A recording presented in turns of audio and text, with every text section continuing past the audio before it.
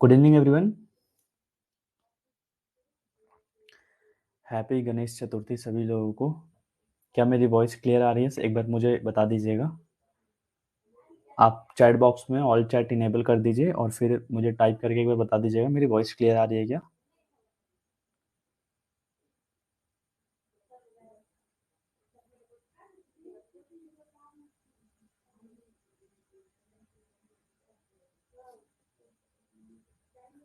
मुझे बता दीजिएगा। आप चैट बॉक्स में ऑल चैट।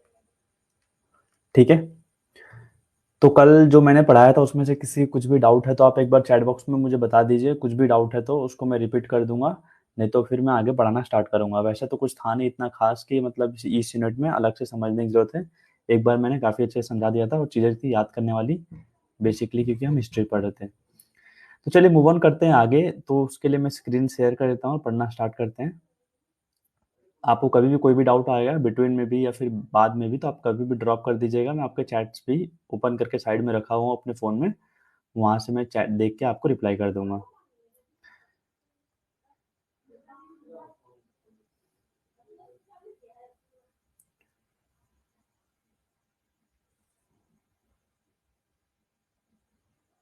तो ये हमारा सिलेबस चल रहा है, ये सब हमने पढ़ चुका है डेफिनेशंस। फिर कल के क्लास में पढ़ा था हमने ऑब्जेक्टिव्स वाला। और आज हमें कहाँ से पढ़ना है? आज हमें पढ़ना है तीसरा जो टॉपिक है, need and importance of physical education. ठीक है, अब तक की क्लास में हमने दो क्लासेज हो चुके हैं, meaning and definition of physical education हो चुका है अच्छे से। और कल की क्लास में मैंने पढ़ाया था आपको एम्स और ऑब्जेक्टिव्स ऑफ फिजिकल एजुकेशन। आज हम पढ़ेंगे, अभी पहला टॉपिक है need and importance of physical education.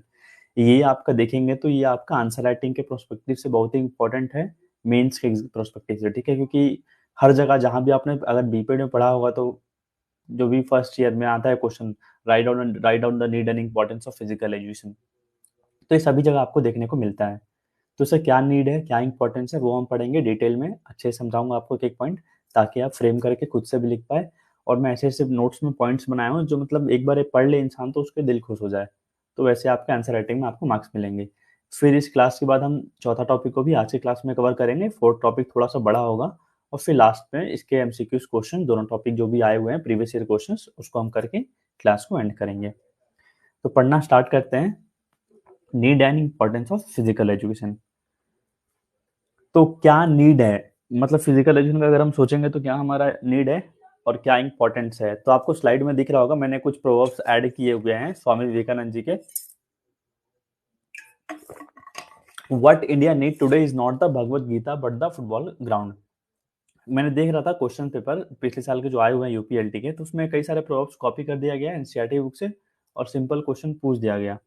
तो जब मैं ये टॉपिक ढूंढ रहा था उस बुक्स में, तो मुझे ये प्रोवर्ब काफ़ी अच्छा मिला आपके लिए, जो आपके एग्जाम पॉइंट ऑफ व्यू से इंपॉर्टेंट है कि भारत में अभी क्या चाहिए आपको, भगवत गीता की जरूरत नहीं है। अभी अभी आपको चाहिए फुटबॉल ग्राउंड बच्चों को खेलने के लिए। तो ये प्रोवर्ब किसने कहा था? स्वामी विवेकानंद जी ने कहा था। ठीक है, आप एज इट इज आपको याद करना है, इसमें तो ऐसा कुछ नहीं है। अब बात करते हैं what is the need of for physical education. क्यों नीड है फिजिकल एजुकेशन की? Because physical education is essential. अब हमारे लिए जरूरी है, किस लिए जरूरी है? क्योंकि होलिस्टिक डेवलपमेंट करने के लिए। होलिस्टिक मतलब आपका physical, mental, social, emotional, spiritual, संपूर्ण डेवलपमेंट करना। ठीक है, होलिस्टिक मतलब ओवरऑल डेवलपमेंट की बात कर रहा है। तो फिजिकल एजुकेशन इसीलिए जरूरी है ताकि बच्चों का होलिस्टिक डेवलपमेंट किया जाए। इनकम पासिंग, उनके अंदर क्या क्या डाला जाए? Physical qualities, mental abilities, social wellbeing, ये सारी चीजें डेवलप करनी है। तो ये हमारा नीड है फिजिकल एजुकेशन का, सिंपल शब्दों में। अब बात करते हैं what are the importance of physical education. तो इसको हमें पॉइंट्स में इलाबोरेट करके एक एक चीज को अच्छे से समझेंगे। तो पहला पॉइंट है आपका इम्प्रूव फिजिकल फिटनेस। आपका कोई भी पूछेगा फिजिकल एजुकेशन क्या इंपॉर्टेंस है, तो सिंपल सा पहला पॉइंट आता है इम्प्रूव आवर फिजिकल फिटनेस। अब फिजिकल फिटनेस कैसे इंप्रूव करेगा? कोई बच्चा खेलेगा तो उसका डेवलप हुआ, सारे कंपोनेंट्स है जो डेवलप होंगे। तो फिजिकल एजुकेशन इंप्रूव स्ट्रेंथ आपका डेवलप होगा, endurance, flexibility, coordination, leading to better overall health. जैसे मान लीजिए एग्जांपल दे दी जाए स्पोर्ट्स का, basketball players regularly perform sprint drills which builds cardiovascular fitness and muscular endurance. तो बास्केटबॉल प्लेयर अगर कोई ड्रिल परफॉर्म कर रहा है, कोई स्प्रिंटिंग ड्रिल परफॉर्म कर रहा है, तो उससे क्या हो रहा है? उसका कार्डियोवास्कुलर फिटनेस डेवलप हो रहा है और मस्कुलर एंड्योरेंस डेवलप हो रहा है। तो वही है पहला पॉइंट, सिंपल था, improves our physical fitness. Second point पे आते हैं, तो इसमें क्या बोला? Helps in building and refining motor skills. अब मोटर स्किल्स क्या हो रहा है, कोई भी मुझे स्किल्स जो कोई भी मोटर टास्क को परफॉर्म करने के लिए मैं यूज़ कर पा रहा हूँ। तो वो मेरे अंदर वो क्षमताएँ बिल्डअप होंगी पहले तो। अगर वो क्षमताएँ हो चुकी हैं डेवलप तो उसको रिफाइन भी करेगा, मतलब और अच्छा करेगा।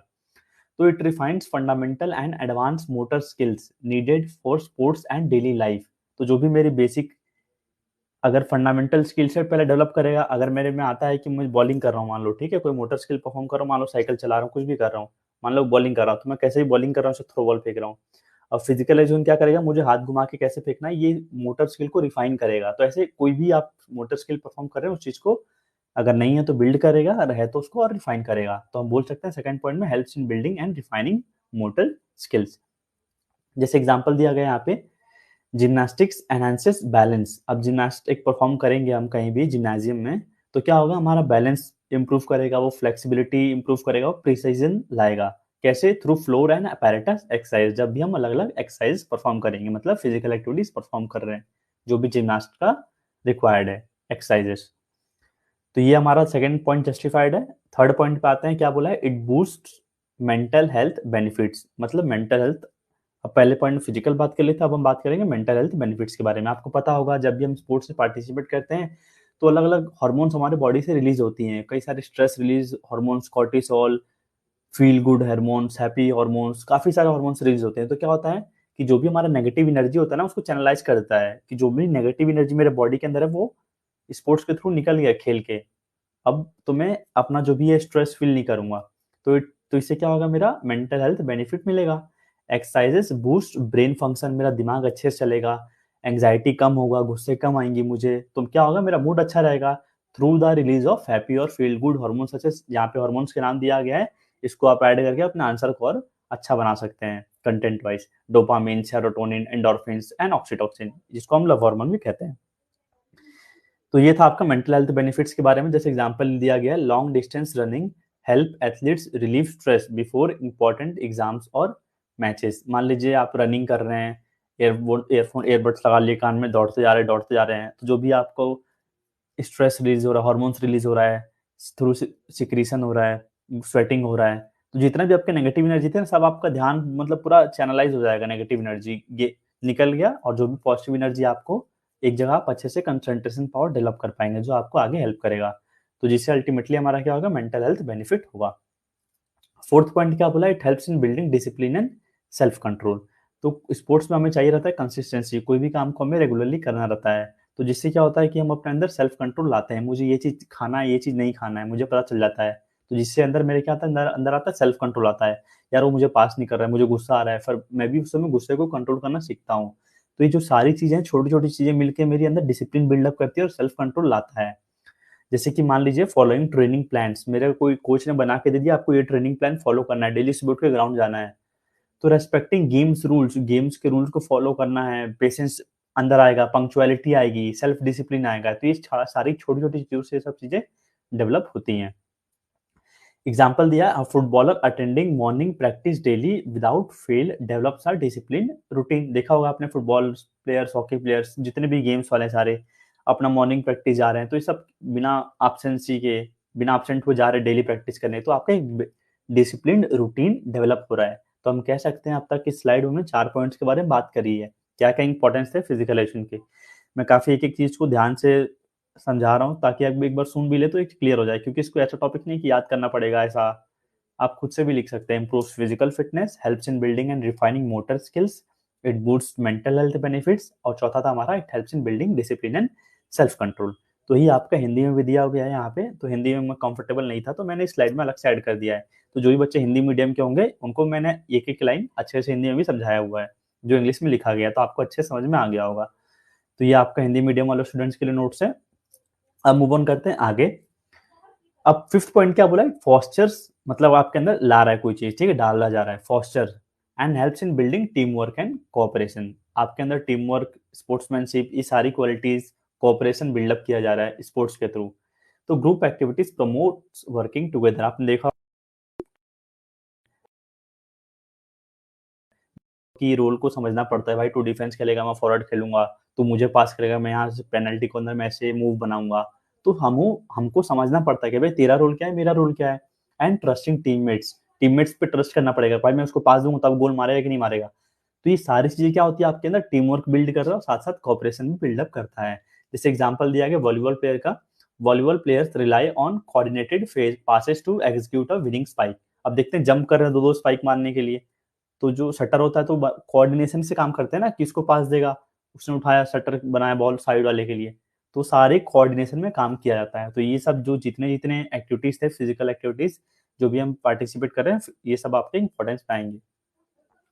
अब क्या बोला सिक्स्थ पॉइंट में, helps in building leadership skills. ठीक है, लीडरशिप स्किल्स आपके बिल्ड करता है। तो स्पोर्ट्स में एक अच्छा लीडर कौन होगा, वो ना कि जो दूसरे को फॉलो करे, पहले हमें कोई काम करवाने से पहले खुद करना पड़ता है। तो होता है कि स्पोर्ट्स में भाई मैं कोई लीड कर रहा हूँ कोई भी टीम को, तो मैं खुद नहीं जा रहा हूँ टाइम पे उठ के, तो मैं दूसरों को बोल पाऊंगा, कभी नहीं बोल पाऊंगा। तो leadership emerges when individuals motivate guide and make decisions for a group. मैं अपना नहीं सोच के पूरे ग्रुप का सोचूंगा कि पूरे ग्रुप का क्या फायदा हो रहा है, मैं मोटिवेट कर रहा हूँ दूसरों को, मेरी मोटिवेशनल पावर है कि दूसरों को गाइड कर पाऊँ, भाई तू ऐसे नहीं ऐसे कर। मेरी अंदर वो कैपेबिलिटी होनी चाहिए, वो एबिलिटी होनी चाहिए दूसरों को स्पार्क लाने के लिए दूसरे के अंदर। एक होता है कि ऑटोक्रेटिक टाइप ऑफ लीडरशिप होता है, तानाशाही बोल दे, तू करना है तो कर, नहीं तो निकल यहाँ से। तो ये क्या, मैं दूसरों को ऑर्डर दे रहा हूँ। और एक होता है डेमोक्रेटिक, दूसरों को सुनूंगा, भाई क्या ऐसे कर सकते हैं हम, ऐसे प्लान कर सकते हैं, तो वहां पे डेमोक्रेटिक लीडरशिप आएगी। तो ये सारी जो स्पोर्ट्स में हम सीखते हैं, हमारी लीडरशिप स्किल्स अल्टीमेटली बिल्डअप होती हैं, जिससे हम ग्रुप के साथ काम कर सकते हैं। जैसे एग्जांपल हो गया आपका cricket captain making strategic field placements during a tight match. अब मान लीजिए टाइट मैच चल रहा, आपने देखा होगा इंडिया साउथ अफ्रीका का T20 फाइनल वर्ल्ड कप जो हुआ था, कितने हारते हारते इंडिया जीता था, क्या क्या रोहित शर्मा ने फील्ड प्लेसमेंट्स, कितना बात करते थे आपस में कोऑर्डिनेशन वे में सब प्लेयर्स, सीनियर प्लेयर्स मिलके कि भाई टाइट मैच चल रहा है, ये रन कैसे बचाए, क्या फील्ड प्लेसमेंट सेटअप करे। तो ये सारी चीजें आपकी लीडरशिप स्किल्स स्पोर्ट्स के थ्रू बिल्डअप होती हैं। फिर सेवेंथ पॉइंट क्या बोला, helps in building social interaction. Social interaction, कई सारे बच्चे होते हैं जो मतलब घुल मिल नहीं पाते दूसरों से, बोलने में शर्माते हैं, तो स्पोर्ट्स के थ्रू हमारा ये चीज दूर होता है। तो sports fosters friendship and cultural exchange beyond classrooms. अब क्लासरूम्स के बाहर जाके हम जाते हैं कहीं खेलने के लिए, कहीं टूर्नामेंट जा रहे हैं, कोई अलग अलग स्टेट से आया है, नेशनल कैंप में जा रहे हैं, तो क्या हो रहा है, हम अब दूसरों एक दूसरे के कल्चर को एक्सचेंज करते हैं, फ्रेंडशिप दोस्ती यारी करते हैं। तो ये सारे हमारे स्पोर्ट्स के थ्रू बिल्डअप हो रही हैं। जैसे छोटा सा एग्जांपल दिया गया, इंटर स्कूल टूर्नामेंट्स होता है, allow students to bond with peer from other regions. अलग अलग जगह से स्कूल से आ रहे हैं बच्चे, उनके साथ बच्चे घुलते मिलते हैं। फिर 8 पॉइंट में क्या बोला आपका, helps in fostering healthy lifestyle habits. अब कोई स्पोर्ट्स एंथुजियास्ट है, कोई भी फिजिकल एजुकेशन में नॉलेज रखता है, तो उसको बेसिक आइडिया होगा क्या चीज मुझे खाना चाहिए, क्या चीज नहीं खाना चाहिए। जैसे कि क्या बोला इसमें, it instils habits like regular activity. Regular activity अगर मैं पार्टिसिपेट कर रहा हूँ फिजिकल एक्टिविटी में, तो मुझे पता रहना चाहिए भाई पूजा पिज्जा बर्गर नहीं खाना है, मेरा बैलेंस डाइट क्या रहना चाहिए, मुझे क्या इनटेक करना है, क्या चीज नहीं खाना है, कितना रेस्ट लेना है। तो ये आपकी क्या होगा, आपका हेल्दी लाइफस्टाइल वेलनेस को प्रमोट करेगा। एग्जाम्पल आपका दिया गया, professional athletes avoid junk food to maintain peak performance. तो देखा होगा आपने प्रोफेशनल एथलीट्स कितने प्रिसाइजली अपने बैलेंस डाइट पे काम करते हैं। इट्स अबाउट, मतलब मान लो 80% न्यूट्रिशन होता है, ठीक है, 20% वर्कआउट होता है। तो ये आपका हिंदी में हो गया। आगे बढ़े, अब बात करते हैं, ये लास्ट स्लाइड है, ठीक है, 12 पॉइंट है, क्योंकि हमारा आंसर राइटिंग में दो पार्ट थे ना, एक था 10 नंबर के मार्क्स, 10 मार्क्स के क्वेश्चन आएंगे तो 10 पॉइंट लिख देंगे, 12 मार्क्स के आएंगे तो 12 पॉइंट्स हमारे पास तैयार रहने चाहिए मेंस में। ठीक है, 10 10 मार्क्स के कितने क्वेश्चन आएंगे, 10 क्वेश्चन आएंगे 12 मार्क्स के, तो 12 मार्क्स वाले में 12 पॉइंट कम से कम आपको लिखना पड़ेगा।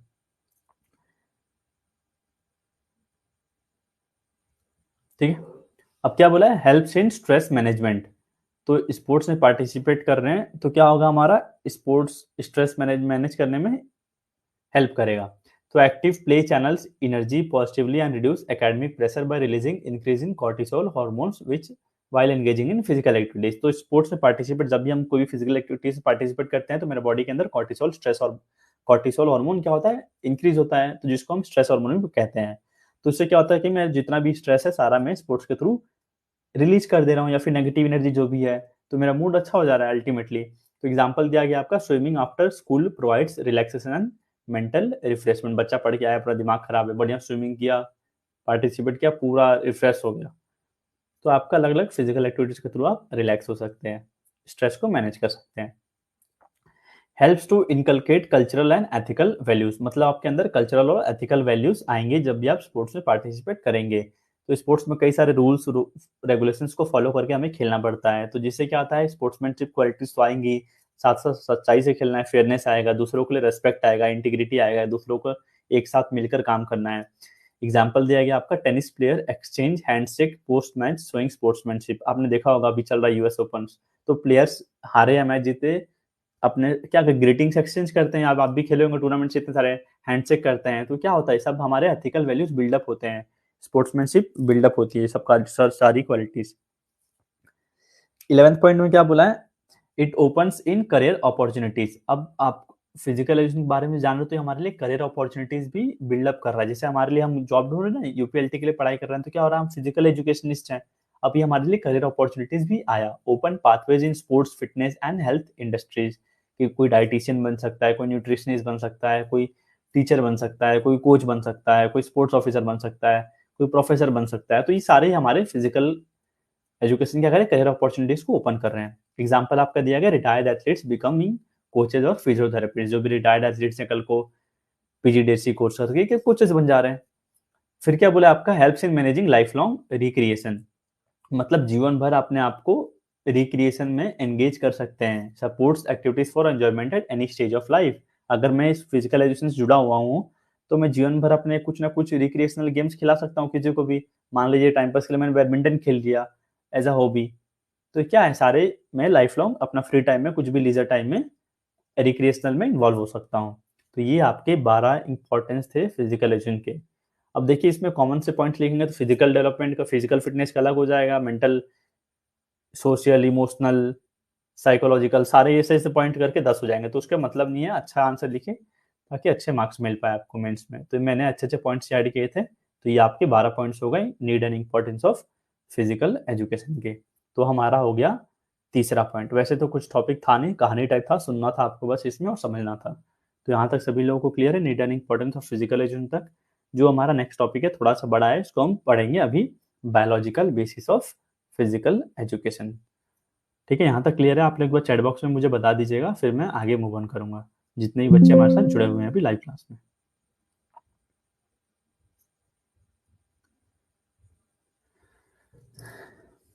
यहाँ तक क्लियर सभी लोगों को?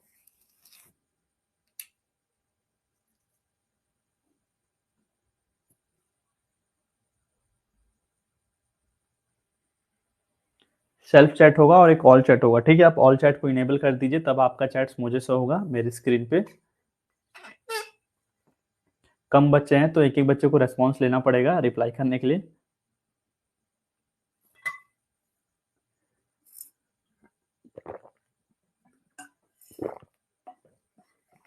ठीक है, क्लियर है? चलिए आगे बढ़ते हैं।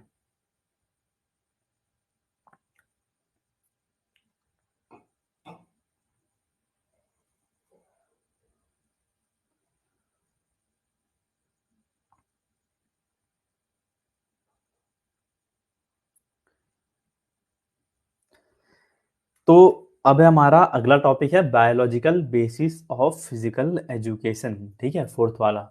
इससे हम क्या समझ रहे हैं बायोलॉजिकल बेसिस से? मतलब जीव जंतुओं के बारे में पढ़ रहे हैं, बायो मतलब लाइफ होता है। अब ये फिजिकल एजुकेशन में क्या कर रहा है, तो कहीं ना कहीं लाइफ के बारे में बात कर रहे हैं, मतलब ह्यूमंस के बारे में बात कर रहे हैं, ह्यूमंस के अंदर कितने सारे फंक्शंस होते हैं, तो कहीं ना कहीं ये सब के बारे में बात करेंगे। तो क्या बोला है biological basis of physical education में? तो biological basis refers to the understanding of how the humans body structure and functions. मतलब बायोलॉजिकल बेसिस मतलब किसकी बात कर रहे हैं हम बेसिकली, कि एक इंसान का बॉडी स्ट्रक्चर कैसा होता है और उसका बॉडी फंक्शन कैसे काम करता है। जैसे एनाटॉमी में हम बॉडी स्ट्रक्चर के बारे में पढ़ते हैं, फिजियोलॉजी में उसके फंक्शन के बारे में पढ़ते हैं। तो जो इंसान का बॉडी स्ट्रक्चर होता है उसके फंक्शंस होते हैं, तो ये जो स्ट्रक्चर है, फंक्शंस है, ये हमारे मूवमेंट को कैसे इन्फ्लुएंस करते हैं, ऐसे हम पढ़ेंगे फिजिकल एजुकेशन में। तो ये जो स्ट्रक्चर है वो हमारे परफॉर्मेंस को कैसे बूस्ट अप कर रहा है। And health in sports and physical activities. तो क्या बोला, it connects biological sciences with physical education. देखा आपने कैसे कनेक्ट कर रहा है, हम बॉडी स्ट्रक्चर के बारे में पढ़ते हैं, बॉडी फंक्शंस कैसे काम करते हैं, अब इनका क्या प्रभाव पड़ रहा है, मैं कोई भी स्पोर्ट्स का मूवमेंट कर रहा हूँ मेरा परफॉर्मेंस को एनहांस करने के लिए या फिर मेरे हेल्थ बेनिफिट्स के लिए। तो ये था आपका biological basis of physical education को जोड़ के पढ़े तो हमारा इसका मतलब, it focuses on how the body works. अब ये फोकस करता है कि इंसान का शरीर कैसे काम करता है, इसके मसल्स कैसे काम कर रहे हैं, बोन्स क्या हेल्प कर रहा है, हार्ट कैसे फंक्शन कर रहा है, लंग्स के क्या एफिशिएंसी है, हमारे नर्व्स कैसे कोऑर्डिनेट कर रहे हैं। And this knowledge can be used to improve performance. तो ये सारी चीज़ों का नॉलेज हमें परफॉर्मेंस को इम्प्रूव करने में मदद करेगा, इंजरीज को प्रिवेंट करने में मदद करेगा और साथ-साथ हमारा फिटनेस को मेंटेन करने में भी मदद करेगा। जैसे मान लीजिए एग्जांपल क्या दिया हुआ है A coach plans training considering muscle fiber types because biology tells us sprinters have more fast twitch fibers and long distance runners have more slow twitch fibers। ये हम बचपन से सुनते आ रहे हैं, स्प्रिंटर्स के पास फास्ट ट्विच फाइबर होता है और जो लॉन्ग डिस्टेंस रनर होता है उनके पास स्लो ट्विच फाइबर होता है। तो कोच जब भी ट्रेनिंग प्लान बनाएगा या फिर एथलीट को सिलेक्शन करना है, मान लीजिए मुझे कहीं, तो मैं देखूंगा ना भाई इस एथलीट के अंदर कौन सा फाइबर टाइप है, मसल बायोप्सी के थ्रू निकाल लूंगा, बचपन में चेक कर लूंगा कि भाई ये कौन से गेम के लिए बना हुआ है। तो सारी चीजें आप उस हिसाब से ट्रेनिंग प्लान भी शेड्यूल कर सकते हैं। So it's all about applying biological science to understand and improve human movement in physical education. तो ये जो पूरा है आपका बायोलॉजिकल बेसिस क्या है, बायोलॉजिकल साइंस है जो हमें मदद करता है, हेल्प करता है समझने में, क्या चीज समझने में, इम्प्रूव करने में कि ह्यूमन कैसे मूवमेंट करता है जब भी वो फिजिकल एक्टिविटीज या फिर फिजिकल एजुकेशन में पार्टिसिपेट करता है। तो ये आपका biological basis of physical education का एक बड़े ब्रॉडर सेंस में मतलब था।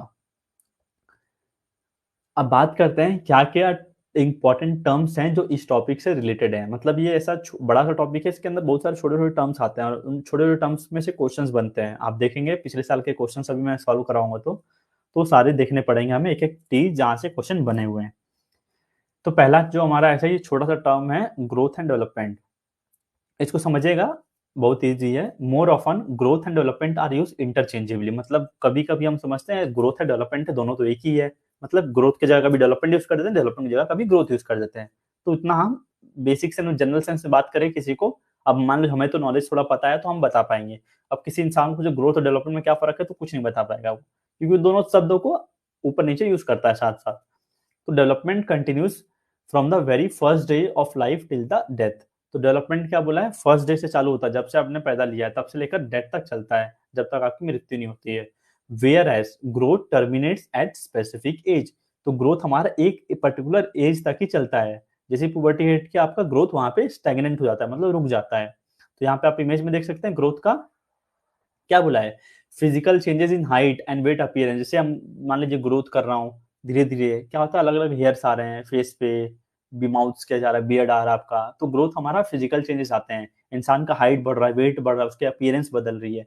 और डेवलपमेंट क्या आ जाएगा, चेंज इन फंक्शनल एबिलिटी, वो कैसा सोच पा रहा है, उसकी मोटर एबिलिटीज कोई भी काम को परफॉर्म करने की कैसी हो चुकी हैं, उसकी साइकोलॉजिकल एस्पेक्ट्स कैसी हो चुकी हैं। तो ये सब आपकी डेवलपमेंट में आएंगी और ये सब आपकी ग्रोथ में आएंगी।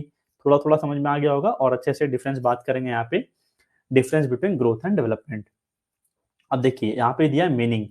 अब ग्रोथ में क्या आ जाएगा, क्वांटिटेटिव, मतलब क्वांटिटी। जैसे मान लीजिए मैं बोलूंगा यहाँ पे एक पेन है तो ये क्वांटिटी मेजर कर रहा हूँ मैं, और मैं बोलूंगा ये दो पेन है तो मैं क्या कर रहा हूँ, क्वांटिटेटिव मेजरमेंट हो रहा है। तो वैसे ही मेरा ग्रोथ में क्या आ जाएगा, हाइट आ जाएगा, वेट आ जाएगा, जिसको हम मेजर कर सकते हैं। ठीक है। फिर डेवलपमेंट में क्या बोला है, qualitative improvement in ability skills and functioning. तो वहां पे क्वालिटेटिव एबिलिटीज आ जाएगी, मान लीजिए मेरी बोलने की शक्ति कैसी है, मेरी क्वालिटी कैसी है टीचिंग की, तो ये सारी क्या आ जाएगी, डेवलपमेंट में आएंगी। अब नेचर की बात करें तो फिजिकल चेंज होता है ग्रोथ में, स्ट्रक्चरल मतलब बड़ा हो रहा हूं मैं तो फिजिकल चेंज आ रहा है, और मेरे फंक्शंस कैसे काम कर रहे हैं, मैं कैसे बिहेवियर है मेरा, तो ये सब डेवलपमेंट में आएंगे। मेजरमेंट में क्या आ जाएगा आपका, मेजरेबल इन यूनिट्स मेजर कर सकते हैं, जैसे मैंने बताया 7 सेंटीमीटर, ठीक है पेन। मान लो आपका हाइट 160 150 जितना भी सेंटीमीटर है, केजी में कितने केजी का हूँ। और डेवलपमेंट क्या हो जाएगा आपका, not directly measurable but can be observe. आप उसको मेजर नहीं कर सकते डेवलपमेंट को, कोई देख के बता सकता है क्या कि मेरे अंदर 2 किलो की बुद्धि है कि 3 किलो की बुद्धि है, नहीं बता सकते ना। मेजरेबल नहीं होता है बट कैन बी ऑब्जर्व, पर आप ऑब्जर्व कर सकते हैं, देख देख के यार वो इंसान ऐसा है तो ऐसा हो सकता है। फिर क्या बोला, टाइप ऑफ चेंज। तो इंक्रीज इन फिजिकल डायमेंशन, मतलब इसमें फिजिकल डायमेंशंस के बारे में बात की जाती है जिसको हम माप सकते हैं। अब इसमें इंसान की कैपेबिलिटी के बारे में बात की जाती है, उसकी मैच्योरिटी कैसी है, उसकी परफॉर्मेंस कैसी है। अब प्रोसेस देखें तो लिमिटेड टू सर्टेन पीरियड, तो ग्रोथ आपका एक पीरियड तक रहता है, चाइल्डहुड से लेकर एडल्टहुड तक, जिसको हम स्ट्रेस एंड स्टॉर्म एज बोलते हैं एडल्टहुड को। और जो हमारा डेवलपमेंट होता है ये आपका कंटिन्यूस रहता है थ्रू आउट आवर लाइफ। आप एग्जाम्पल ले लेते हैं स्पोर्ट्स में, ग्रोथ क्या हो जाएगा, increase muscle mass after weight training, मैंने वेट ट्रेनिंग किया तो क्या हो गया, मेरा मसल मास आ गया। अब डेवलपमेंट में क्या आ जाएगा, इंप्रूवमेंट इन कोऑर्डिनेशन, अब मेरे में कोई भी काम को करने के लिए कोऑर्डिनेशन आ जाएगा, स्ट्रैटेजी बिल्डअप कर पा रहा हूँ, technical skills tactical skills use कर पा रहा हूँ, मेरी डिसीजन मेकिंग पावर बढ़ रही है गेम्स में, तो ये आपकी डेवलपमेंट में आ जाएगी। अब इन्फ्लुएंस क्या बोला इसमें, mostly influence by heredity and nutrition. ठीक है, तो ग्रोथ आपका किस पे बिल्डअप होता है, मोस्टली आपका हेरिडिटी पे, और आप कैसा न्यूट्रिशन ले रहे हैं। पर डेवलपमेंट आपका किस पे बिल्डअप करेगा, हेरिडिटी और इन्वायरमेंट दोनों पे, मतलब कि इन्फ्लुएंस बाय एजुकेशन, जो कि हमारा इन्वायरमेंट वातावरण आ जाएगा। ठीक है, ट्रेनिंग, इन्वायरमेंट एंड एक्सपीरियंसेस। और एंड पॉइंट हम बोल सकते हैं stops after maturity is reach, जैसे हम मैच्योर होते हैं थोड़ा सा तो ग्रोथ हमारा वहीं रुक जाता है। और डेवलपमेंट क्या होता है, continuous lifelong as skills and abilities evolve, जैसे पूरा लाइफ लॉन्ग चलते रहता है हमारा। तो ये हमारा ग्रोथ एंड डेवलपमेंट के बीच में बेसिक सा डिफरेंस था। अब हम बात करेंगे इसके प्रिंसिपल्स क्या होते हैं ग्रोथ एंड डेवलपमेंट के। ठीक है, ये भी आपका इंपॉर्टेंट है एग्जाम पॉइंट ऑफ व्यू से। तो पहला पॉइंट है आपका प्रिंसिपल ऑफ कंटिन्यूटी। कंटिन्यूटी मतलब कोई भी चीज चले जा रही है, चले जा रही है। तो growth and development starts from conception and continues until death. तो जो भी ग्रोथ एंड डेवलपमेंट होता है कब से स्टार्ट होता है, जब से आपने कंसेप्शन लिया अपने मदर के वॉर्म में, और आपके पूरे डेथ तक चलते रहता है। तो ये आपका ग्रेजुअल प्रोसेस है, मतलब धीरे धीरे धीरे धीरे चलते रहता है विदाउट सडन जंप्स। ऐसा नहीं कि मैं आज मुंडी मेरा मैं पैदा हुआ, मुंडी हिलाना सीखा नहीं और मैं चलना चालू कर दिया, ऐसे नहीं होता है, कि सडन जंप नहीं होता है। तो ये स्टेप बाय स्टेप आपका ग्रेजुअल प्रोसेस में चलते रहता है। एग्जाम्पल बोला, a child doesn't learn to run instantly, बच्चा अचानक से दौड़ना नहीं चल सीख जाता है। They first learn to crawl, माऊ बन के चलेगा, फिर खड़ा होना सीखेगा, फिर चलना सीखेगा, फिर बाद में आपका दौड़ना सीखता है। तो हर चीज का स्टेप होता है। तो ये स्टेप ग्रेजुअल प्रोसेस में चलते रहता है विदाउट एनी सडन जंप। तो ये हमारा प्रिंसिपल ऑफ कंटिन्यूटी में आएगा। फिर क्या बोला है, development proceeds from general to specific responses, मतलब जनरल रेस्पॉन्स होता है, एक स्पेसिफिक होता है। स्पेसिफिक मतलब अच्छा आंसर देना, जनरल मतलब सामान्य आंसर मान लीजिए। ठीक है, अब क्या होता है डेवलपमेंट में, early movements are generalise and uncontrolled होता है। बच्चा जैसे कोई पेन आ रहा है तो कंट्रोल ही नहीं है उसके हाथ पैर पे, जनरल मूवमेंट कर रहा है, सिर्फ हाथ को मूव कर पा रहा है। Over time they become more specific and controlled. तो धीरे धीरे क्या होता है, बच्चा पहले हाथ हिलाना सीखा था, फिर पेन पकड़ना सीख जाएगा, फिर लिखना सीख जाएगा। तो धीरे धीरे वो उसकी मूवमेंट क्या होती है, स्पेसिफिक होती जाती है, कंट्रोल होती जाती है। तो जो डेवलपमेंट होता है हमारा जनरल से लेकर स्पेसिफिक रिस्पॉन्सेज की तरफ जाता है। एग्जाम्पल हो गया आपका, अ न्यूबॉर्न बेबी में वेव इट्स होल आर्म। अब बच्चा है, जैसे मैंने एग्जांपल दिया, पूरा हाथ को हिला रहा है वो, when trying to grasp an object, कोई ऑब्जेक्ट को ग्रैस्प कर रहा है, but later will use fingers precisely, पर वो लेटर ऑन ऐसे मैं पकड़ नहीं पा रहा हूँ। फिर जैसे मैं बड़ा हुआ तो मैं अपने हाथों से कंट्रोल आ गया मेरे हाथों पे, तो मैं पेन को पकड़ पा रहा हूँ। तो ये आपका होगा development proceeds from general to specific. फिर क्या बोला, डेवलपमेंट इज सिक्वेंशियल, मतलब अब हर चीज का एक एक सीक्वेंस होता है। कल मैं ये हूँ, आज कल ये हूँ, कल ये हूँ, एक सीक्वेंस में चलता है। तो there is a fixed order और sequence in which development occurs through the pace may vary. सबका अलग अलग पेस वेरी कर सकता है, कोई जल्दी ग्रोथ कर देगा, कोई स्लो स्लो करेगा, पर सबका एक सीक्वेंस होगा। जैसे मोटर डेवलपमेंट में पहले में बच्चा क्या करता है, अपना सर को होल्ड करना सीखता है, फिर बैठना सीखता है, फिर माऊ बन के चलना सीखता है, फिर वॉकिंग करता है। तो सबका आपका सीक्वेंस होता है। तो ये आपके 3 पॉइंट्स हो गए, principle of continuity, development proceeds from general to specific response, और तीसरा था आपका डेवलपमेंट इज सिक्वेंशियल। अब बोला है प्रिंसिपल ऑफ इंडिविजुअल डिफरेंस, मतलब हर इंसान में अलग अलग इंडिविजुअल डिफरेंस होता है। मेरे 5 उंगली बराबर है क्या, नहीं है ना, हर इंसान का अलग अलग खूबियां होती है, उसके अंदर अलग अलग डिफरेंस होती हैं। सबके शक्ल एक होते हैं क्या, नहीं होते ना। तो while the sequence is same, अब सीक्वेंस तो सबके सेम थे, कल ये करेगा, जो करेगा, जो करेगा, पर क्या होता है सबका स्पीड वेरी करता है, टाइमिंग और डेवलपमेंट वेरी करता है, differ from one person to another based on heredity, कैसा उसका जीन्स कैसा है, और उसका वातावरण कैसा है, एनवायरमेंट कैसा है। तो वन चाइल्ड में स्टार्ट वॉकिंग एट 10 मंथ्स, कोई बच्चा है 10 महीने में चलना स्टार्ट कर दिया, वहीं दूसरा बच्चा होगा वो 14 महीने में स्टार्ट करेगा चलना। तो दोनों नॉर्मल है आपका। ठीक है, स्टेप तो ये है ना, बच्चा सीक्वेंस में चल रहा है, पर अलग अलग इंडिविजुअल डिफरेंस वेरी करता है based on their heredity and environment. Fifth point है हमारा प्रिंसिपल ऑफ डेवलपमेंटल डायरेक्शन, मतलब डेवलपमेंट का भी एक डायरेक्शन होता है बच्चे का। तो इसमें दो चीज आती है, एक आता है सिफेलोकोडल प्रिंसिपल, दूसरा आता है प्रॉक्सिमो डिस्टल प्रिंसिपल। इंपॉर्टेंट है ये। सिफेलोकोडल में क्या होता है, हेड टू टो डायरेक्शन होता है, मतलब आपका डेवलपमेंट कैसे हो रहा है, पहले आपका सर डेवलप होता है, बच्चे का देखा आपने, फिर आपका टो डेवलप होता है। तो हेड टू टो डायरेक्शन में अगर डेवलपमेंट होगा तो वो कहलाएगा सिफेलोकॉर्डल डायरेक्शन। तो क्या बोला इसमें, growth starts from the head region and moves downward towards the feet. तो जो भी हमारा ग्रोथ हो रहा है कहाँ से चालू हो रहा है, हेड रीजन से स्टार्ट होता है बच्चे का, फिर धीरे धीरे धीरे धीरे बच्चा अपना पैरों पे कंट्रोल आता है, होता है ना, पहले बच्चा गर्दन ऐसे हिल रहा था उसका, फिर गर्दन पे कंट्रोल आया, फिर धीरे धीरे धीरे नीचे जाता है, आपका हैंड रीजन पे कंट्रोल आता है, फिर आपका नीचे डाउनवर्ड आता है, फीट पे उस पे कंट्रोल आता है, तब बच्चा खड़ा होना सीखता है। तो ये आपका आता है सिफेलोकॉर्डल प्रिंसिपल में head to toe direction. Babies first gain control over heads movements, then arms and finally legs. ठीक है, तो यहाँ से आप ऐसे कर सकते हैं, जैसे मैंने सी सिफेलोकॉर्डल है, दोनों में कंफ्यूजन ना हो इसलिए सिफेलोकॉर्डल में सी, तो ऊपर से नीचे ऐसे करके। अब है आपका यहाँ पे प्रॉक्सिमो डेवलपमेंट। तो प्रॉक्सिमो डिस्टल प्रिंसिपल में क्या बोला है, सेंटर टू एक्सट्रीमिटीज, मतलब एक्सट्रीमिटीज मतलब मेरे हाथ पैर साइड के, सेंटर मतलब सेंटर पेट वाला। तो क्या बोला है, development proceeds from the central part of the body to the outer parts. तो जब भी मेरा डेवलपमेंट होता है पहले मैं सेंट्रल पार्ट्स पे कंट्रोल पाता हूँ, फिर आउटर पार्ट्स पे मैं हाथ हिलाना सीख रहा हूँ, फिर मैं उंगली पे कंट्रोल पाता हूँ, पहले ये डेवलप होगा फिर ये होगा। तो इसको ऐसे याद कर सकते हैं, प्रॉक्सिमो डिस्टल से पेट से बाहर जा रहा है, मतलब अंदर से बाहर जा रहा है, ऐसे करके ट्रिक बना के, ताकि आप दोनों में कंफ्यूज ना है सिफेलोकॉर्डल प्रिंसिपल क्या, प्रॉक्सिमो डिस्टल क्या है। Babies learn to move shoulders before hands and hands before fingers, वही चीज यहाँ पे आपका बताया हुआ है। ठीक है, तो हमने 6 प्रिंसिपल डिस्कस कर लिए, अब तक 5 किए हैं। छठवां है आपका principle of spiral versus linear arrangement. तो स्पाइरल कॉपी देखा आपने, स्पाइरल बाइंडिंग कॉपी होता है, ऐसे ऐसे ऐसे ऐसे होता है। तो क्या बोला है, principle of spiral versus linear arrangement. तो एक्चुअली चाइल्ड मेक्स एडवांसमेंट, तो बच्चा क्या कर रहा है, पहले एडवांस किया, ठीक है, during a particular period, but it takes rest in the next following period to consolidate his development. अब मैं ऐसे करके डेवलपमेंट आया, नया चीज सीखा मैं, अब वहां पे कंसोलिडेट करूंगा, उसी चीज को और अच्छे से करूंगा, फिर आगे जाऊंगा नया लर्निंग करने के लिए। तो वही चीज यहाँ बताया था, पहले बच्चा सीखा कोई नया स्किल, फिर कंसोलिडेट किया, फिर आगे मूव किया, नया सीखा, फिर कंसोलिडेट किया। तो ग्रोथ जो आपका डेवलपमेंट होता है वो कैसा होता है, स्पाइरल डायरेक्शन होता है, ना कि लीनियरली होता है, सीखते जा रहे हैं सीखते जा रहे हैं सीखते जा रहे हैं, बोलते जा रहे हैं। तो एग्जाम्पल डेली लाइफ का एग्जाम्पल दिया, आपका लैंग्वेज लर्निंग का एग्जाम्पल यहाँ पे दिया हुआ है।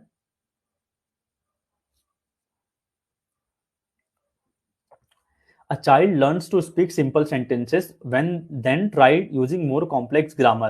They might make mistake again. अब बच्चा मैंने सिंपल सेंटेंस सीखना सीखेगा, कोई भी टूटा फूटा इंग्लिश बोलेगा, फिर बोलते बोलते बोलते बोलते अच्छा इंग्लिश बोलना सीखेगा, करेक्शन और प्रैक्टिस के साथ। They master the new level and speak more fluently. फिर क्या बोला, principle of inter relationship. Inter relationship मतलब दो पेन है, मान लीजिए काला है नीला है, अब दोनों के बीच में क्या रिलेशन है, इंटर रिलेशनशिप की बात कर रहा है। तो जो भी हमारा डेवलपमेंट होता है, मान लो फिजिकल है, कोग्निटिव है, सोशल है, इमोशनल डेवलपमेंट है, सारी चीजें इंटर रिलेटेड होती हैं। अगर इंसान फिजिकली फिट नहीं है ना, तो वो मेंटली भी फिट नहीं होगा, यार मैं छोटा हूँ हाइट में, मुझे अच्छा नहीं लग रहा है। तो यही बोला है, जो डेवलपमेंट होता है सारी चीजें एक दूसरे में डिपेंडेंट होती हैं। Principle of inter relationship, if we are not physically fit we might not feel good. Principle of integration, आपने पढ़ा था डिफरेंशिएशन और इंटीग्रेशन, अगर आपने मैथ्स पढ़ा होगा 11th-12th में, तो इंटीग्रेशन में क्या करते थे, जोड़ते थे चीजों को। तो the principal of integration states that in the early stages of development both body parts and functions operate separately. ठीक है, हमारे अलग अलग बॉडी पार्ट्स के अलग अलग फंक्शंस अलग अलग अलग तरीके से काम करते हैं। जब पर जैसे ग्रोथ होता है तो धीरे धीरे क्या होता है, ये सारी चीजें एक साथ होकर काम करती हैं। जैसे मान लीजिए कोई मूवमेंट करना है मुझे, तो क्या हो रहा है, अलग अलग बॉडी फंक्शन मेरा सब साथ मिलकर काम करेगा कोई भी मूवमेंट को पर्टिकुलरली परफॉर्म करने के लिए। Gradually combine and work together in a coordinated way. मेरे दिमाग से न्यूरॉन आएगा, नर्व इम्पल्स आएगा, भाई तुझे बॉल फेंकना है, तो यहाँ से आएगा, सारे कोऑर्डिनेशन में काम करेंगे, फिर मेरा मूवमेंट हो रहा है। तो एग्जाम्पल दिया गया है, child learning basketball first learns to dribble and run separately. पहले बच्चा क्या किया, बास्केटबॉल में ड्रिबलिंग सीखा और बॉल से दौड़ना सीखा, अलग अलग सीखा, फिर दोनों को जोड़ दिया, ड्रिबल के साथ दौड़ना सीख गया, दोनों को इंटीग्रेट करके। तो ये आपका प्रिंसिपल ऑफ इंटीग्रेशन था। अब आते हैं प्रिंसिपल ऑफ प्रेडिक्टिबिलिटी पे। मतलब प्रेडिक्टिबिलिटी में मैं मतलब प्रेडिक्ट कर पा रहा हूँ कल को क्या होगा। Because the sequence is universal. अब हमने पढ़ा था सीक्वेंस क्या होता है, सबका सेम होता है, आज ये डेवलपमेंट करूंगा कल वो करूंगा, तो हम प्रेडिक्ट कर सकते हैं because the sequence is universal, सबका सेम ही सीक्वेंस में डेवलपमेंट होगा। तो certain milestones can be anticipated at specific ages, हर एज में हम स्पेसिफाई कर सकते हैं आज ये था डेवलपमेंट, कल ये होगा, परसों ये होगा। तो most infant starts teething around 6 to 8 month, मतलब इन्फेंट्स का आप बोल सकते हैं दांत आना चालू हो जाता है 6 से 8 महीनों में। फिर क्या बोला, development is the product of maturation and learning. तो जो डेवलपमेंट होता है किसका प्रोडक्ट है, मैच्योरेशन और लर्निंग का यहाँ पे बोला है। तो मैच्योरेशन क्या होता है, मतलब मैच्योरिटी की बात कर रहा है। Maturation refers to the changes due to genetic programming, ठीक है, मतलब जेनेटिक प्रोग्रामिंग यहाँ पे कैसे आप कैसे कैसे मैच्योर होते जा रहे हैं। But learning comes from experiences, और लर्निंग कैसे आती है, आप जितने लाइफ में आगे बढ़ते जा रहे हैं, प्रैक्टिस करते जा रहे हैं, उस साथ में जो भी आपको एक्सपीरियंसेस गेन हो रही है। एग्जाम्पल हो गया, the ability to speak requires both brain maturation and language exposure.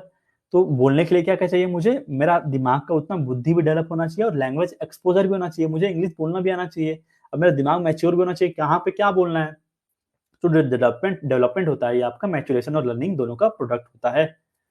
फिर आपका लास्ट पॉइंट है, अर्ली डेवलपमेंट है strong influence of later development, मतलब जो कम अर्ली डेवलपमेंट होता है वो आपका काफी इम्पैक्टफुल होता है, प्रभाव डालता है जो हमारा लेटर स्टेजेस में डेवलपमेंट होता है। तो experiences and growth in the early years lay the foundation for later abilities and personality. Example आपका poor nutrition in early childhood can lead to stunted growth and learning difficulties. बचपन में किसी को अच्छा सा चाइल्डहुड में नहीं मिला, बोलते हैं मालिश नहीं हुआ, हाथ पैर का खाना नहीं मिला उसको, न्यूट्रिशन नहीं मिला, तो उसके ग्रोथ ही रुक गया, अचानक से उसको लर्निंग डिफिकल्टीज होने लगी, अलग अलग प्रॉब्लम्स होने लगे। तो ये आपके सारे पॉइंट्स थे principles of growth and development के। और कुछ कुछ पॉइंट्स बचे हुए हैं और लंबा थोड़ा चलेगा क्लास, यहाँ तक क्लियर है आप लोग बता दीजिएगा, फिर मैं आगे मूव ऑन करूंगा क्योंकि बहुत टाइम से हो गया बोलते बोलते। यहाँ तक क्लियर है आप लोगों को,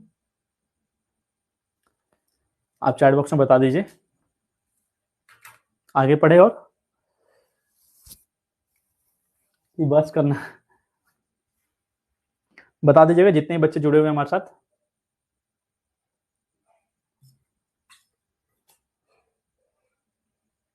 अर्पित, आकाश,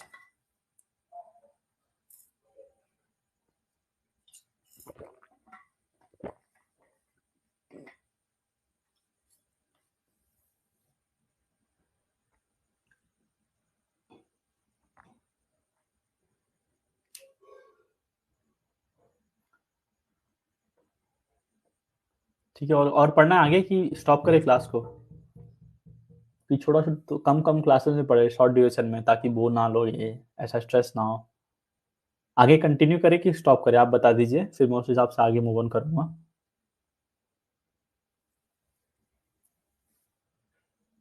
क्या स्टॉप और फॉरवर्ड आगे बढ़े, क्लियर तो है, तो मुझे पता है 2 लोग आप हमारे साथ जुड़े हुए हैं अभी। होता क्या था एक्चुअली, इतने सारे क्लासेस लिया मैंने, मतलब कम से कम मेरे पास 80-90 बच्चे लाइव में जुड़ ही रहते हैं। अभी ऐसा हो गया ना, 2 बच्चे 3 बच्चे देख के मतलब दिमाग ही ब्लैंक, ज्यादा बच्चे रहते हैं तो खुद ही मोटिवेशन मिलता है अंदर से, पढ़ाओ पढ़ाओ पढ़ाओ और अच्छे से। आगे बढ़े कि स्टॉप करें, आप बता दीजिए, आगे बोलेंगे तो अब मैं आगे पढ़ाऊंगा और टॉपिक से। ठीक है, ये टॉपिक कंप्लीट कर देते हैं। 2 बच्चे बोल रहे हैं टॉपिक कंप्लीट कर दीजिए, एक बोल रहे कर, चलो एक थोड़ा सा और पढ़ लेते हैं, ठीक है।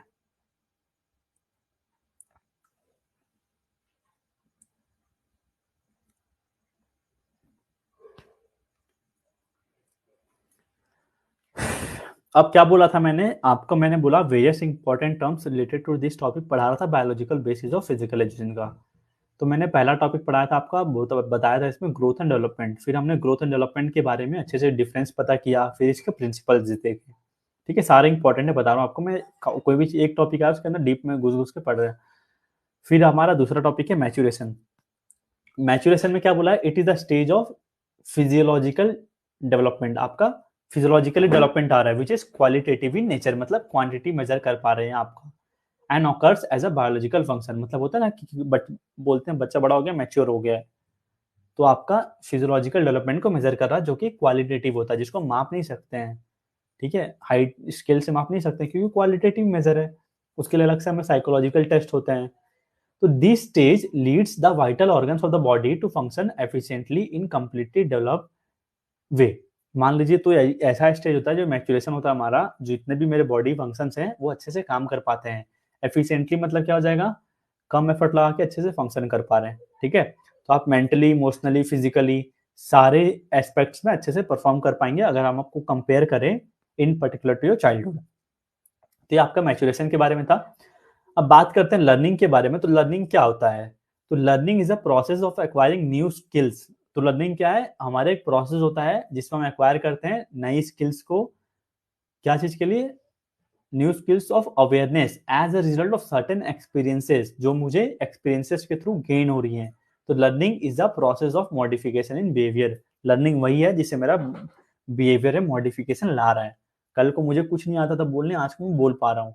क्यों आ रहा है? क्योंकि मैंने एक्सपीरियंसेस से गेन किया है, मेरे बिहेवियर मॉडिफिकेशन आया और मैं कर पा रहा हूँ। तो ये यही आपका लर्निंग है। To conclude we can say that growth, maturation and learning all contribute to the development of the child. तो हम ये कंक्लूड कर सकते हैं सारी चीजें मिलकर आपका डेवलपमेंट में मदद करती हैं, ठीक है। अब आपका और है, आपका एक मोटर डेवलपमेंट है, फिर चलिए कंप्लीट कर देते हैं, ठीक है। थोड़ा तेज कर चलेंगे, कोई बात नहीं। अब देखिए मोटर डेवलपमेंट क्या होता है। मोटर आपको कोई भी एक्टिविटी आप परफॉर्म कर रहे हैं मान लीजिए, ठीक है, तो उसका डेवलपमेंट कैसे होगा? तो इसको देखते हैं क्या लिखा गया है इसमें। It motor development refers to the progressive changes in human movement abilities that occurs from infancy through adulthood due to the interaction of growth, maturation, experience and environmental factors। कल पढ़ाने के लिए बोल रहे हो? अच्छा पहले ठीक है, कंटिन्यू कर लेते हैं आज इस टॉपिक को। तो मोटर डेवलपमेंट में क्या बोला है? Motor development refers to the progressive change. आपके अंदर क्या क्या मतलब प्रोग्रेसिव चेंजेस आ रही हैं कोई भी मूवमेंट को परफॉर्म करने के लिए, आपकी मूवमेंट के एबिलिटीज को परफॉर्म करने के लिए। कब से आ रहा है? आपके इन्फेंसी से लेकर एडल्टहुड तक। अब वो सब कैसे आ रही है? हमारा इंटरेक्शन हो रहा है, हमारा ग्रोथ कैसा हो रहा है, हमारा मैच्योरिटी कितना आ रहा है, हमने कितना एक्सपीरियंस गेन किया, हमारे वातावरण में क्या इम्पैक्ट है। तो इन डेफिनेशन टर्म्स क्या कर सकते हैं? Motor development is a process by which a person gains control over voluntary movement. मतलब जो मेरे कंट्रोल में है, मुझे पेन उठाना है यहाँ पे तो मैं खुद चाह के उठा रहा हूँ ना, तो इस पे मैं कंट्रोल लाया, तो यही है मेरा motor development through the coordination of muscles and nervous systems. ठीक है, तो कैसे आया? मेरा कोऑर्डिनेशन आया, मेरे मसल्स रिएक्ट किए और नर्वस सिस्टम का कोऑर्डिनेशन बैठा, तब मैंने पेन उठा पाया। तो यही आपका मोटर डेवलपमेंट है, आपकी क्षमता कैसी है कोई भी मूवमेंट को परफॉर्म करने के लिए।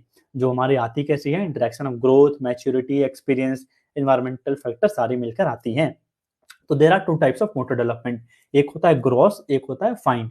ग्रॉस मतलब आपका जहाँ पे लार्ज मसल इन्वॉल्व हो रही हैं, जैसे कि मैं दौड़ रहा हूँ, वॉकिंग कर रहा हूँ। फाइन मतलब शार्प, स्मॉल मसल एक्टिविटी, जैसे मैं लिख रहा हूँ, बटन लगा रहा हूँ शर्ट में, तो ये सब मेरी फाइन में आएंगी। और ग्रॉस मतलब ज़्यादा, जहाँ पे लार्ज मसल यूज हो रही है, और फाइन में जहाँ पे स्मॉल मसल एक्टिविटीज हो रही है। फिर मोटर डेवलपमेंट के भी अलग अलग टर्म्स दिए गए हैं, जो हमारी होती हैं किस पे डिपेंडेंट होती है, मतलब क्या क्या फैक्टर्स हैं जो मोटर डेवलपमेंट को अफेक्ट कर रही हैं। तो पहला दिया आपका बायोलॉजिकल फैक्टर्स, ठीक है, मतलब जेनेटिक्स हो गया, जीन्स हो गया, आपका ग्रोथ रेट कैसा है, आपका बॉडी कॉम्पोजिशन कैसा है, ठीक है, कितना आपके अंदर मसल मास है, कितना फैट मास है, आपकी बायोलॉजिकल, आपकी पेरेंट्स की जीन्स कैसी थी। फिर क्या बोला है? मोटर डेवलपमेंट के लिए दूसरा चीज क्या फर्क पड़ेगा? आपका न्यूरोलॉजिकल फैक्टर्स, आपका ब्रेन और नर्वस सिस्टम कैसे काम कर रहा है। तीसरा है आपका इन्वायरमेंटल फैक्टर्स, आपका वातावरण कैसा है, आपको कैसी प्रैक्टिस मिल रही है, आपकी फिजिकल पार्टी एक्टिविटीज में पार्टिसिपेट करने के लिए कितनी अपॉर्चुनिटीज मिल रही है, उस हिसाब से आपका डेवलपमेंट होगा। फिर आपको हेल्थ कैसा है, आपको न्यूट्रिशन कैसा मिल रहा है, बैलेंस डाइट मिल पा रहा है कि नहीं मिल पा रहा है, जितना मुझे रिक्वायर्ड है फूड एंड न्यूट्रिशन मिल पा रहा है कि नहीं मिल पा रहा है। फिफ्थ पॉइंट क्या बोला? Motivation and encouragement, support from parents, coaches and teachers आपको कितना मिल रहा है। तो ये सारी चीजों पे मेरी मोटर डेवलपमेंट डिपेंड करती है। तो देखा यहाँ पे पहले क्या बोलता है, बच्चा पहले सेंसरी सिस्टम पे गेन करता है, सुनता है, बोल पाता है, ठीक है। फिर धीरे धीरे क्या होता है, बड़े बड़े ग्रॉस मोटर स्किल्स आती हैं, फिर वो फाइन मोटर स्किल्स सीखता है, फिर अपने आप को सेल्फ केयर स्किल्स, अपने आप को सेल्फ केयर स्किल्स, ग्रूमिंग कैसे करना है, ये सब चीज़ों पे ध्यान दे पाता है। फिर उसके अंदर लाइफ कैसे जीनी है, जो भी लाइफ स्किल्स हैं वो डेवलप करता है। तो ऐसे हमारा डेवलपमेंटल प्रोग्रेशन होता है। जैसे मैस्लो हायरार्की ऑफ नीड्स अगर आपने पढ़ा होगा, तो बच्चा सेल्फ एक्चुअलाइजेशन पे लास्ट में पहुंचता है। तो वैसे ही हमारा मोटर डेवलपमेंट भी ऐसे ऐसे स्टेप्स के थ्रू होकर पहुंचता है। फिर हमारा आ गया क्या? Social development. तो सोशल डेवलपमेंट क्या हो जाएगा? It refers to the development of qualitative human behaviour such as social qualities of cooperation, adjustment and leadership. Social development क्या, आप कैसे समाज के साथ घुल मिल के काम कर पा रहे हैं। क्रोनोलॉजिकल एज मतलब आपका जो डेट ऑफ बर्थ है वो एज में रिकॉर्डेड किया गया, ठीक है। कैसे, जैसे हम बोलते हैं किसी को डेट ऑफ बर्थ क्या है, तो वन मंथ में डेट बताते हैं, फिर क्या करते हैं, मंथ बताते हैं, और फिर आपका ईयर में बताते हैं। तो ये आपका, ठीक है, तो इस फॉर्म में बताएंगे तो आपका ये क्रोनोलॉजिकल एज होता है। तो ये कब से चालू होता है, जब से आपने बॉर्न हुए तब तक आपका मृत्यु ना हो जाए। तो जो बोलते हैं ना कि मैं 25 साल का हूँ, 28 साल का हूँ, 30 साल का हूँ, तो ये आपका क्रोनोलॉजिकल एज है। फिर आते हैं एनाटॉमिकल एज। तो एनाटॉमिकल एज पता करते हैं कि कोई भी एक्सरे के थ्रू अलग अलग मशीन्स होती हैं एनाटॉमिकल एज पता करने के लिए। तो it refers to the growth and development of the skeletal system. आपके स्केलेटल सिस्टम का ग्रोथ कितना हुआ है, उससे आपका एनाटॉमिकल एज पता करते हैं।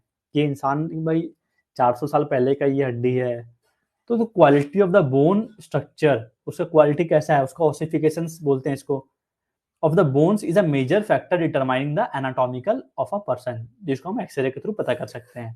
तो जिसको कैलकुलेट किया जाता है, बोलते हैं बच्चे का नंबर ऑफ टीथ इतना 20 दांत है तो बड़ा हो गया, 18 साल का हो गया। जैसे खेलने जाते थे कोई भी अंडर 19 टूर्नामेंट, 17 टूर्नामेंट, 14 टूर्नामेंट में, तो इतने दांत आने चाहिए, दूध वाले दांत नहीं आने चाहिए। तो ऐसे आपका एनाटॉमिकल एज, ऐसे आपका चेकअप हो सकता है। मतलब बॉडी स्ट्रक्चर देख के पहचानते हैं कि ये इंसान इस एज पे होगा। तो ये हो गया हमारा एनाटॉमिकल एज पे। अब आते हैं फिजियोलॉजिकल एज। मतलब फिजियोलॉजिकल मतलब फिजिकल फंक्शन उसे कैसे काम कर रहे हैं, उस हिसाब से उसकी एज कैलकुलेट करनी है। तो the age is related to physiological capacities and capabilities of the children. इंसान की कैपेसिटीज कैसी है और कैपेबिलिटी, क्षमताएं कितनी है कोई भी चिल्ड्रन की। Normally it is related to puberty. अब बोलेंगे यार इंसान प्यूबर्टी हिट कर दिया मतलब टीनहुड में चला गया, एडल्टहुड में चला गया। तो secretion of hormones from various glands and functional conditions of the organs are taken into account. यार उनसे इंसान में हार्मोन से सिक्रीट हो रही है, मतलब वो बड़ा हो चुका है। तो ये सारी चीज़ों से आपकी जो एज कैलकुलेट की जाती है वो कहलाती है फिजियोलॉजिकल एज। मतलब कि शारीरिक जो फंक्शंस हैं उससे डेवलप की कैलकुलेट की जा रही है। फिर आता है आपका मेंटल एज, मतलब आपका दिमाग कितना डेवलप है।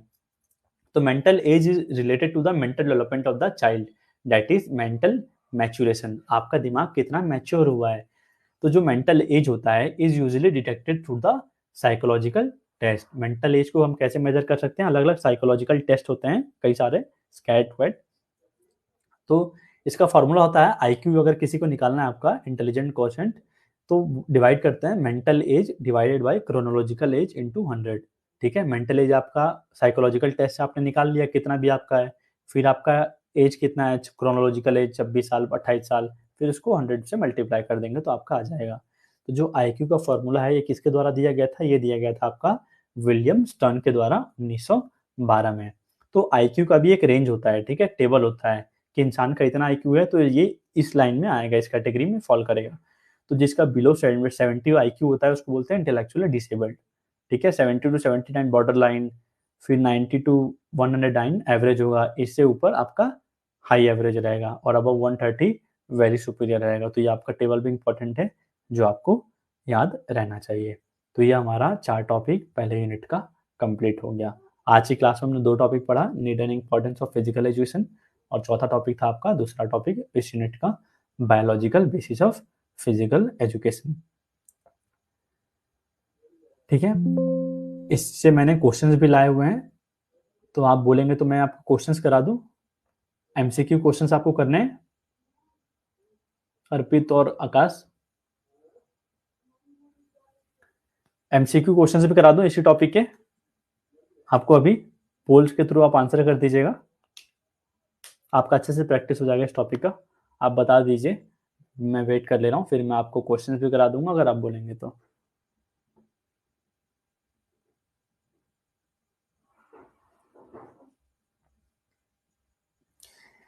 सर एनाटॉमिकल एज और बायोलॉजिकल एज दोनों सेम है या दोनों में कुछ डिफरेंसेस है। अब एनाटॉमिकल एज में मैंने क्या बताया, आपके बॉडी स्ट्रक्चर्स को देख के आइडेंटिफाई किया जा रहा है आपका एज क्या है। बायोलॉजिकल में तो सारी चीज़ें आ जाएंगी ना, बायोलॉजिकल में तो सारी चीज़ आ गई।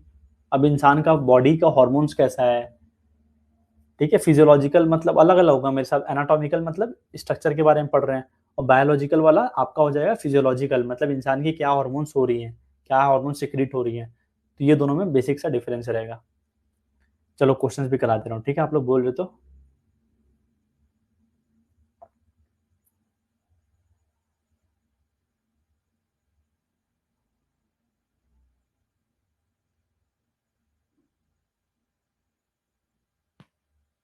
ठीक है, क्वेश्चंस भी करा देते हैं, वेट।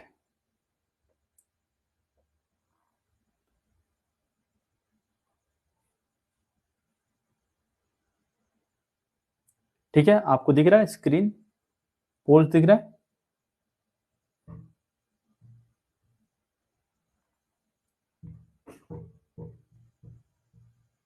आंसर शो नहीं हो रहा है क्या? हाँ, दिखने लगा आपको स्क्रीन, ठीक है। ठीक है, तो क्वेश्चन नंबर 1 आपके स्क्रीन पर है, आपको इसमें वोटिंग करना है, ठीक है। क्वेश्चन को पढ़िए और आंसर करिएगा। Mental as of individual is detected by.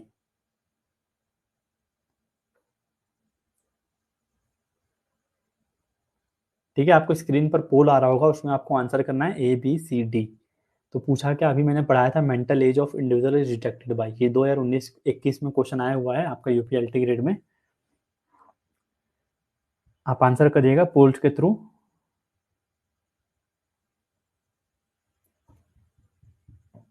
ठीक है, 15 सेकेंड और है आपके पास आंसर करने के लिए। Mental age is calculated by और detected by year, months and days, और एक्सरे थ्रू, और फंक्शनल एफिशिएंसी ऑफ ऑर्गन्स, और साइकोलॉजिकल टेस्ट। ठीक है, तो ऑलमोस्ट सभी लोगों ने आंसर दिया है option number D.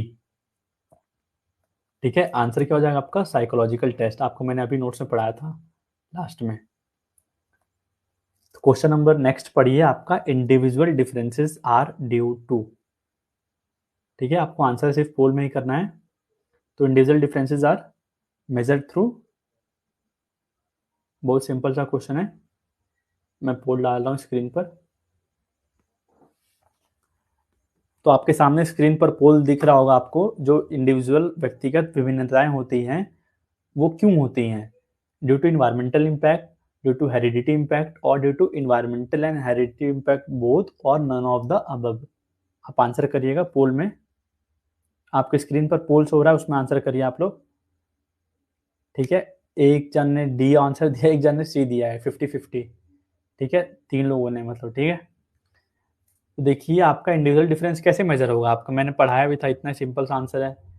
Individual difference मतलब एक इंसान की दूसरे से क्या डिफरेंस है। अब वो डिपेंड करेगा किस पे? उसके हेरिडिटी पे, पहला तो जीन्स पे डिपेंड करेगा, पेरेंट्स के, और उसके इन्वायरमेंटल इम्पैक्ट पे भी डिपेंड करेगा।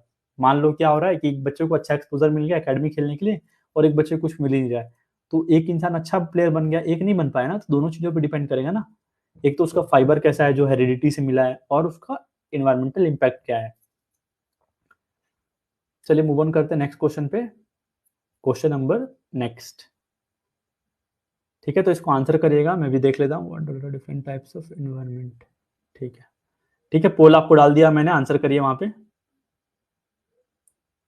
What are the different types of environment? Favourable environment और अनफेवरेबल इन्वायरमेंट, जियोग्राफिकल और social environment, natural and artificial environment, और इकोनॉमिक एंड फिजिकल इन्वायरमेंट। तो क्या डिफरेंट टाइप्स ऑफ इन्वायरमेंट होती हैं? आपके पास 20 सेकंड बचे हुए हैं आंसर करने के लिए, इसको आंसर करिए। 4 ऑप्शंस आपके स्क्रीन पर दिख रहे होंगे, ABCD। Time is about to going dead. 7 second, 6, 5, 4, अभी तक आंसर नहीं आया आप लोगों की, जल्दी करिए आंसर फटाफट, टाइम्स अप। तो डिफरेंट टाइप्स ऑफ इन्वायरमेंट होते हैं आपकी, दो होती हैं। एक होती है नेचुरल, देखिए आपका आसपास का वातावरण होगा, नेचुरल होगा। और एक क्या होगा? हाँ, अर्पित सी होगा आंसर इसका। और एक होता है आर्टिफिशियल, जो बनाया जाता है। ठीक है, तो ये आपका आंसर क्या हो जाएगा? सी हो जाएगा। चलिए मूव ऑन करते हैं नेक्स्ट क्वेश्चन पे। क्वेश्चन रीड करिए, तब तक मैं पोल डाल लेता हूं। ये तो काफी कंट्रोवर्शियल क्वेश्चन लग रहा है, चलिए देख लेते हैं, डिस्कस कर लेंगे। क्या बोला है? The basis of difference between boys and girls is. अब बेसिस ऑफ डिफरेंस हम कैसे बता सकते हैं एक लड़का और लड़की में? उनके हाइट को देख के, उनके थिकनेस को देख के, मोटाई को देख के, या फिर जेंडर डिस्क्रिमिनेशन को देख के, या फिर उनके डेवलपमेंट को देख के। अब देखिए इसमें होता क्या, अगर पूछता ना सोशल कंस्ट्रक्ट, जेंडर डिफरेंस कैसे पता करना है हमें बॉयज और गर्ल्स में, तो अगर सोशल कंस्ट्रक्ट पूछता तो मैं आंसर देता सी, जेंडर डिस्क्रिमिनेशन। मतलब होता ना कि ये काम लड़की करेगी, ये काम लड़का करेगा। ठीक है, मतलब खाना लड़की बनाएगी, लड़का काम करेगा ऑफिस में। तो क्या होता है, ये सोसाइटी ने कंस्ट्रक्ट किया है, तो ये सोशल कंस्ट्रक्ट अगर डिफरेंस पूछता तो आपका जेंडर डिस्क्रिमिनेशन आता। ठीक है, और डेवलपमेंट पूछ रहा है बॉयज एंड गर्ल्स में, ऐसे डेवलपमेंट का आना चाहिए इसका आंसर, क्योंकि बेसिकली दोनों में फर्क पड़ता है, ये आपका डेवलपमेंट में। और अगर सोसाइटी वाला पूछता तो आपका जेंडर डिस्क्रिमिनेशन आता। चलिए अगला आंसर करिएगा अगला क्वेश्चन को। एनवायरमेंट मीन्स,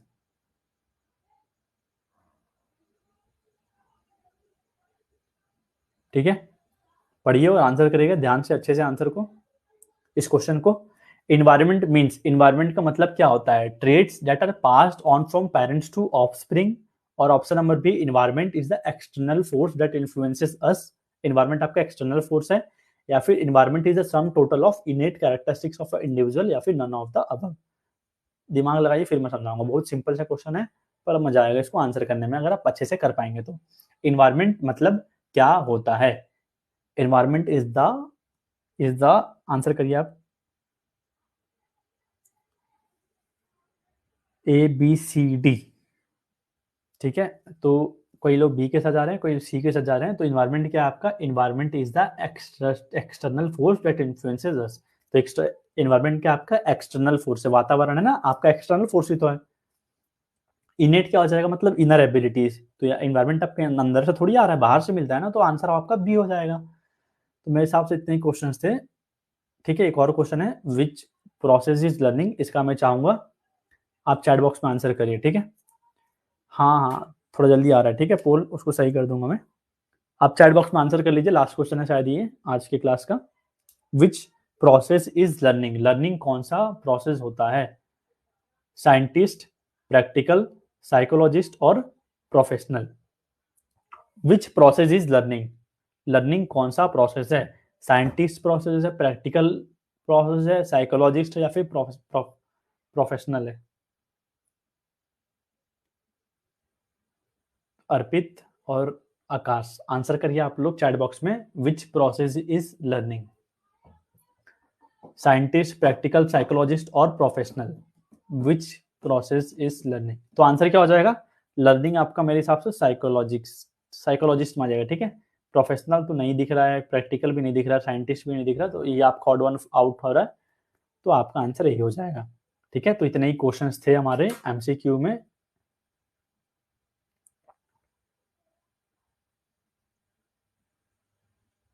ठीक है। हाँ, तो that was all for today. I hope आपको अच्छा लगा होगा ये लाइव सेशन, लाइव क्लास। तो हमने 4 टॉपिक पढ़ लिया है, ठीक है, इस यूनिट का। कल हमारा अगला जो टॉपिक है उसको पढ़ेंगे, ठीक है। क्लास को यहीं पे एंड करते हैं। That was all for today, bye bye, good night. पर रिवाइज कर लीजिएगा, कल मिलते हैं ठीक रात को 9 बजे यहीं पे डिकोडिंग स्पोर्ट्स ऐप में, ठीक है। Okay, you all can leave now, thank you for joining, bye bye, good night.